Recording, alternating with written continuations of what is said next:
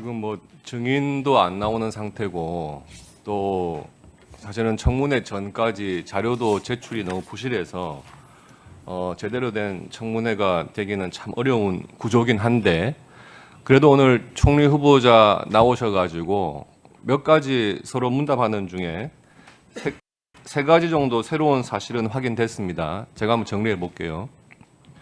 출판 기념회 2번 해가지고 약 2억 5천만 원 정도 현금성 수입을 얻었다는 것 하나.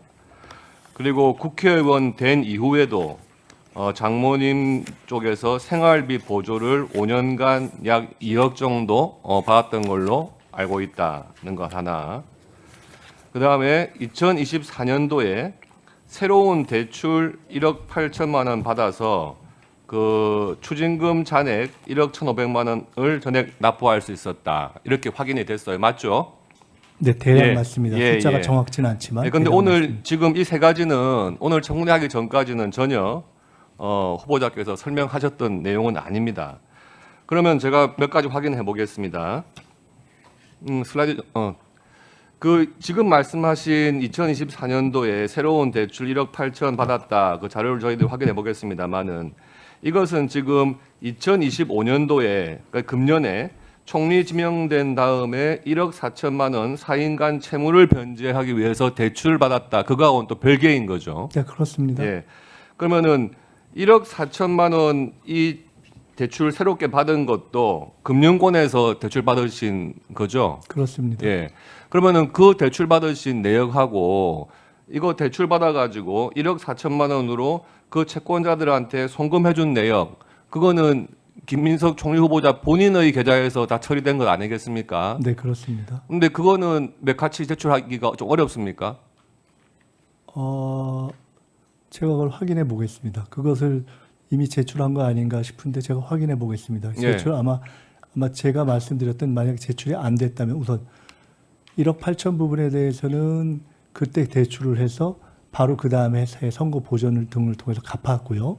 그 다음에 1억 4천은 이번에 또 새로 대출을 해서 송금을 한 것들인데 그 부분이 혹시 자료가 제출이 안 됐다면 제가 말씀드렸던 과거의 전례와 규정에 따라서 아마 실무적으로 제출을 안 했을 것이라고 생각돼서 다른 이유가 있는지 확인해보고 그렇지 않다면은 확인하실 수 있도록 후보자님, 협력하겠습니다. 그 과거와 전례 이런 거 따지시는데 과거에 1억 4천만 원을 이렇게 하루에 1,000만 원씩 9명한테 빌렸다는 전례는 없었어요. 그러니까 지금 이런 상황이 처음이니까 믿지만 증명하라는 말 아시죠? 총리 말 하시는 거 믿지만 증명하시면 되는 거 아니겠습니까? 네, 그 믿어주셔서 감사하고요. 증명하는 데 있어서도 규정을 지켜야 한다고 생각하기 때문에 그 부분을 감안해서 말씀드리겠습니다. 예. 지금 슬라이드를 한번 화면을 보시면은요. 지금 그 출판 기념회 해가지고 얼마 정도 수익이 나왔는지가 사실 의문이었는데 뭐 구도상으로 말씀하신 게 1억 5천, 1억 뭐 이 정도라고 지금 오늘 대략 이야기하신 것 그런 정도 되는 것 같아요. 같습니다. 예. 그런데 그 출판 기념회 해가지고 원래 정상적인 수입이라고 하는 것은 그 책에 대한 인세겠죠. 작가에게 주어지는 출판사에서 인세를 작가에게 지급하면 그것을 자기들 비용으로 잡아가지고 세무당국에 신고를 하겠죠.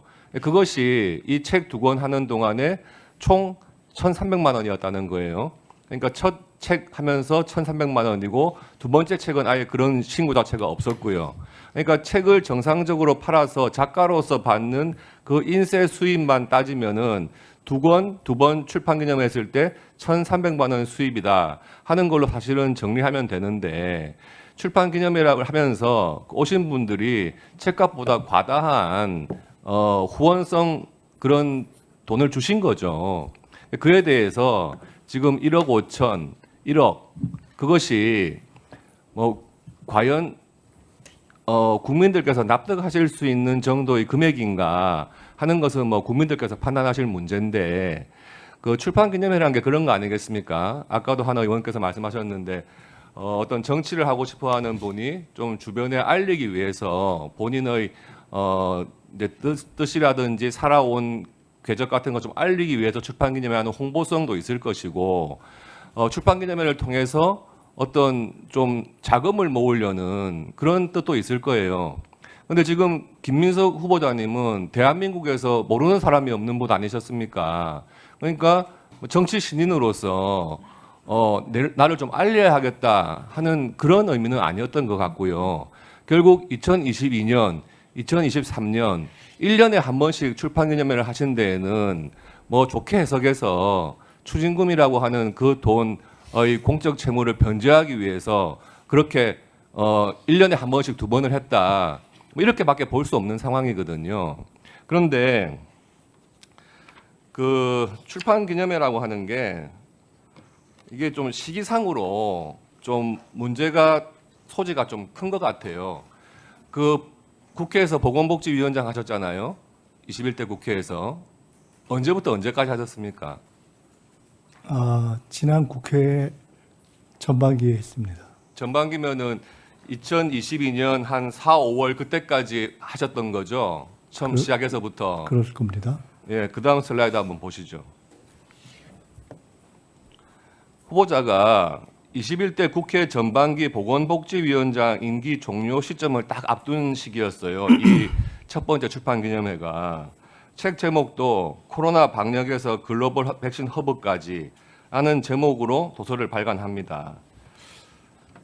그 출판기념회에 확인해 보니까 상임위 관련 인사들이 대거 참석을 했습니다. 그 홈페이지를 보시면 충청남도 간호사회 홈페이지, 여러 홈페이지 중에 하나입니다만은 여기에 김민석 보건복지위원장 출판기념회 이렇게 해가지고 충남 간호사회 홈페이지에 이렇게 딱 올라와 있어요. 그리고 출판기념회에 화환을 보내오신 분들 명단을 봐도요. 대한의사협회 회장, 대한간호사협회 회장, 대한약사회 회장, 치과의사협회 회장, 서울아산병원장, 서울대학교 병원장 이런 분들이 화환을 보내와요. 또 이분들이 본인이나 직접 뭐 오셨거나 아니면 누구 아는 분 통해 가지고 그 출판기념회에 당연히 봉투를 전달했을 거 아닙니까? 그러니까 이와 같이 직무 관련성을 이용해 가지고 금전적 이득 추구하는 행위 자체가 공직자윤리법에 위반되는 행위입니다. 그건 국회의원이나 누구나 마찬가지예요. 만약에 국회의원 되기 전에 신인이 자기를 알리기 위해서 출판기념회를 했고 거기서 어느 정도의 수익이 있었다. 뭐 그 정도를 가지고 총리 후보자 청문회에서 문제 삼겠습니까? 근데 국회 보건복지위원장께서 이렇게 위원장 끝나가는 딱 그 시기에 여러 관련 단체에다가 알려가지고 이런 식으로 관련자들이 화환도 보내오고 홈페이지에다가도 올리고 하는 이런 부분에 대해서 저는 국민들께서 이런 부분을 과연 납득하실 수 있을까? 만약에 후보자께서 지금 돌이켜 보니까 그때 그 시기에 그런 출판 기념회를 했던 것이 직무 관련자들에게 다소 부담이나 오해가 됐을 수 있겠다 생각하신다면 그런 언급하셔도 좋아요. 그렇지만 객관적으로 보기에는 누가 봐도 이게 자기의 직무를 이용해 가지고 금전적 이득 추구를 한 행위 아니겠습니까? 형식은 합법적이지만 실질은 편법인 겁니다. 그리고 두 번째 출판 기념회 한번 볼까요? 그게 2023년 11월 말이에요. 아무리 출판 기념회를 정치인들이 많이 한다고 해도 1년 단위로 이렇게 출판 기념회 하시는 분 잘 없어요. 그런데 이때가 어느 시기인지 한번 보겠습니다. 후보자께서 2022년 대선에서 이재명 후보 대선 캠프의 선대위 전략기획본부장이라는 중책을 맡으셨었죠. 그래서 그 당시부터 언론에서 신명계의 핵심 전략가다 이렇게 소개가 되고 있어요. 그리고 2022년 8월 더불어민주당 대표에 이재명 대표가 선출된 다음에 후보자를 정책위 의장에 지명을 하죠. 그리고 22대 총선에서 상황실장을 맡아가지고 이런 당의 중책을 담당하게 됩니다. 그런데 이 22대 총선이 열렸던 2024년 초를 앞두고 지금 민주당에서 보면은 2023년 11월 20일에 당내 예비 후보자 검증 신청 공모를 합니다. 그리고 2023년 12월 5일에 당내 예비 후보자 공모 2차 공모를 합니다. 지금 김민석 후보자께서 두 번째 출판 기념회를 한 것이 2023년 11월 29일이에요. 그러니까 지금 뭐 후보자의 그런 지위 같은 걸 생각하지 않는다면 내년 총선을 앞두고 나는 후보하겠다는 뜻으로 알 수도 있겠지만 지금 이런 시기와 후보자의 당시 당내의 그런 지위와 지명도를 생각한다면 이 출판 기념회를 갖다가 직위를 이용해가지고 금전적 이득을 얻으려고 한 그런 거 아니겠습니까? 제가 오해하는 겁니까? 아닙니다. 설명드릴까요? 네, 설명드려도 되겠습니까? 우선 조금 전에 곽균택 의원님을 포함해서 몇몇 의원님들이 여러 가지 표현으로 혹은 합법을 가장한 편법이다 또는 이러저러한 정치적 지위를 이용해서 경제적 이득을 얻으려 하는 것이다 라고 하시면서 문제 제기를 출판 기념회를 향해서 하시는 것이라면 제 느낌으로는 그 출판 기념회 자체를 불가능하게 하는 제도 개선을 하시거나 또는 법을 발의하시거나 또는 그런 유사한 방식으로 출판 기념회를 하셨던 동료 의원들 소속 정당의 의원들 문제부터 정리하셨었다면 더 타당하지 않을까라는 생각을 우선 해보게 됐습니다. 동시에 저는 그렇게 따지면 국회의원은 출판 기념회를 하면 안 된다라는 결론으로 향해야 할 텐데 과연 그것이 맞는가에 대해서는 동의하기가 좀 쉽지 않다라는 말씀을 드립니다.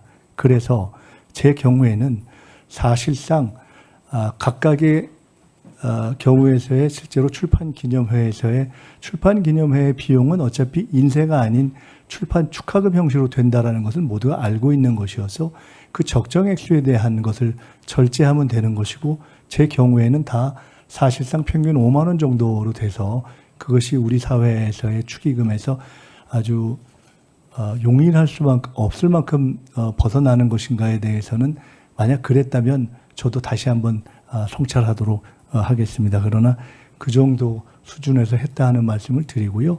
그 코로나 방역과 관련한 그 특히 보건복지위원장 때 쓴 책은 굉장히 저 스스로 내용을 자부하는 책입니다.